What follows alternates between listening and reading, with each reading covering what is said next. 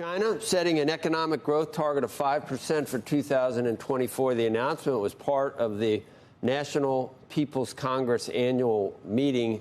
I was fascinated by some of the coverage today of what's happening. Eunice, Yoon, but bring us up to date. Joins us now with more from Beijing. Well, Joe, the targets are largely unchanged from last year, but because they're coming off of a higher base, they're seen as quite ambitious, especially without stimulus. So to support growth, China said that it was going to set a fiscal deficit at 3% of GDP. It's also going to be issuing long-term bonds and other special bonds to try to help with that growth.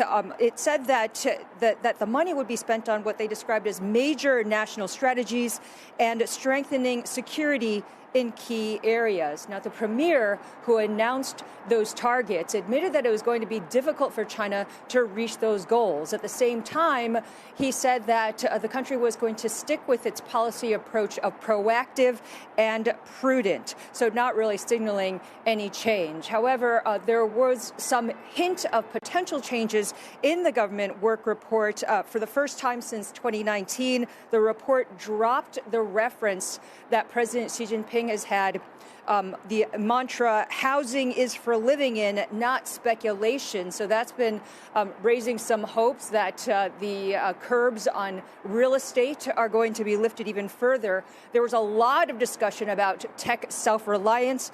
One reference to the importance of promoting made-in-China brands overseas.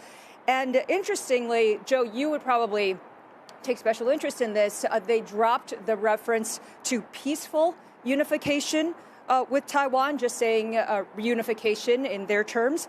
And then also what was interesting was that there's a call for a reform of global governance, the reform of the global governance system, and opposing what they described as bullying acts from and hegemonic bullying acts.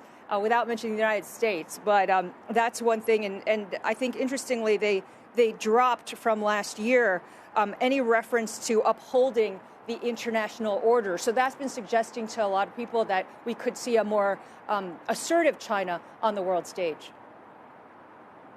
Just reading about it, you cover the Wall Street Journal today, too. It's very, I mean, some of the conclusions that the piece draws about kind of almost a shift in priorities away from the amazing growth that we've always seen in China to something called high quality development, which emphasizes national security, political stability, and social equality. But that is truly a shift from what we think of in terms of the envy of the world.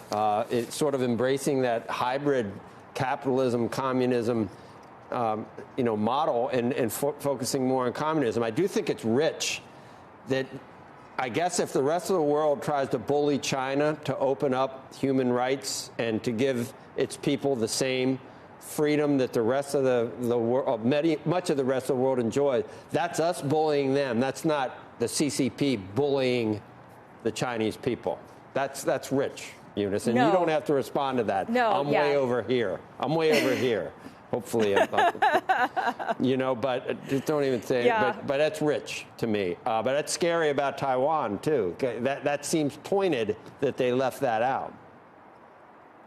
Yeah, I think that what we're seeing is perhaps a move towards a codification of national security becoming much more important than the economy. Throughout this period, and especially in the run-up to the National People's Congress, there's been this projection of confidence in the economy. A lot of discussion about how economic issues are going to be on the agenda. But what we have seen is exactly what you've described, a shift where the economy, in the past, we always thought that China would be much more pragmatic and prioritize the economy, that it's now being shifted towards national security. Well, it seems like a strong economy solves all ills, but you know what it doesn't solve? I mean, it does cause people to have hopes and dreams and everything else. So maybe it makes sense for that system. Eunice, thank you. As always, I appreciate it. See you.